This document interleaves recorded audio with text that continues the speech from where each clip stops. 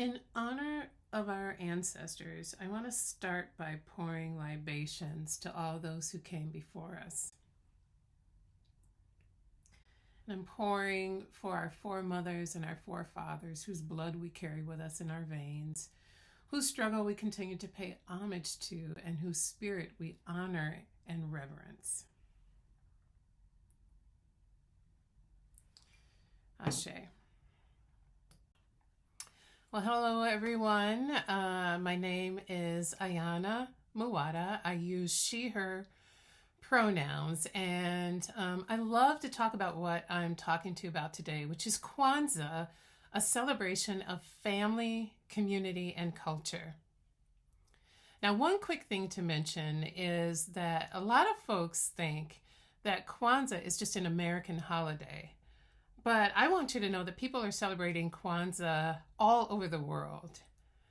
So Kwanzaa, spelled Kwanzaa, as many of you know, was founded in 1966 by Dr. Maulana Karenga, who is a great scholar, and he was highly respected activist of national and international recognition. Dr. Karenga, he holds 2 PhDs, one in leadership and human behavior and political science, and then the other one in social ethics, with a focus on ancient Egypt. Now, for those who are interested to know, he is currently a professor and chair of Africana Studies at California State University, but most importantly, he has had a lasting impact on Black intellectual and political culture since the 1960s. So this idea of Kwanzaa originates from African agricultural celebrations, often referred to as the first fruits, celebrating the harvest. Now, people would gather and celebrate at the end of a growing season and kind of take in the fruits of their labor. But it's not just about the crops, it's equally about the people. So then folks gathering together around the first fruits is really foundational to the inspiration and the development of this Kwanzaa holiday. Acknowledging our Creator and all of creation is also a key aspect of the holiday, as well as commemoration of the past and, honoring our ancestors, honoring our lineage or our heritage. Because our ancestors paved the way for us, right? They're the foundation of which we build. And it's their struggle that we come together in community to acknowledge and pay homage to, to come together in solidarity of the past and the present and the future. So the first thing to highlight for folks who are a little bit less familiar with Kwanzaa is that the holiday itself happens just after the Christmas holiday, immediately on December 26th, the day after Christmas. And the holiday technically lasts for 7 full days, and it goes through the end of the year all the way to what's called Karamu on January 1st. Now, Karamu is a day which marks the final day of Kwanzaa and the day of the Great Feast. And this day also, of course, coincides with New Year's Day. But each of those 7 days, we light a candle on what's called the Kinara, and we reflect and often have a discussion about one of the 7 principles of Kwanzaa, or the Nguzo Saba, in very specific order, starting with the first one, and usually starting out with the following phrase, Habari gani, which is Swahili for what's the news. And in my own family, we would always greet each other the first thing in the morning that way, replacing the usual good morning with Habari gani on those 7 days of Kwanzaa. Now let's talk a little bit about the Nguzo Saba, or the 7 principles of Kwanzaa. Most folks, whether they celebrate the holiday or not, are usually familiar with these 7 principles to some degree, which is often what people think about first whenever the subject of Kwanzaa comes up. So let's go through them. Umoja, Kujichagulia, Ujima, Ujamaa, Nia, Kuumba, and Imani. So now let's get into the concepts of these 7 principles, starting with the first one, Umoja. Umoja is recognized on December 26th, and it means unity. It means to strive for and maintain unity in the family, the community, the nation, the race. When we think about unity, we think about it in terms of families coming together, unity in our communities, even intergenerational and Pan-African unity as well. One might even say it's a practice of solidarity and active, harmonious togetherness. And we can see that the symbol for Umoja is the dagi knot, which is a Pan-African symbol of unity. Next up, we have Kujichagulia, which means self-determination. And that's really talking about how we define ourselves, how we name ourselves. It's talking about making our own way and speaking for ourselves.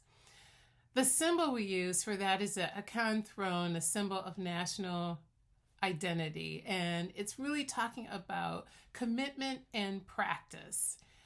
Kujichagulia demands that we as African people define and develop our own selves rather than allowing others to do that for us. So it's about cultural groundedness. It's about recognizing that we have the right and the responsibility to exist as a people and to make our own contributions to humanity and to the forward flow of human history. Now, next we have Ujima, collective work and responsibility.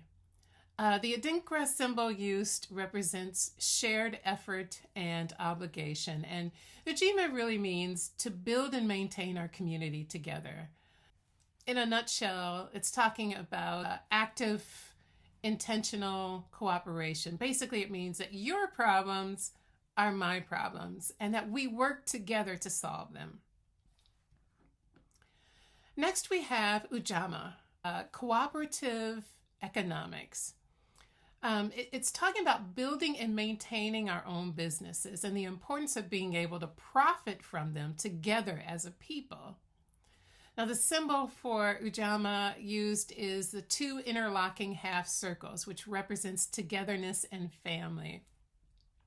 And it's really describing the idea of shared work and shared wealth. Economic self-reliance and the idea of social economic awareness and giving and giving back. So taking care of those in our community who are most vulnerable is a huge aspect of that principle. And you can probably already see now how these principles are all tying together. Now, next up we have Nia. And Nia means purpose. And this principle is really asking us to focus on our collective purpose, our collective vocation, and the idea of building and developing our community.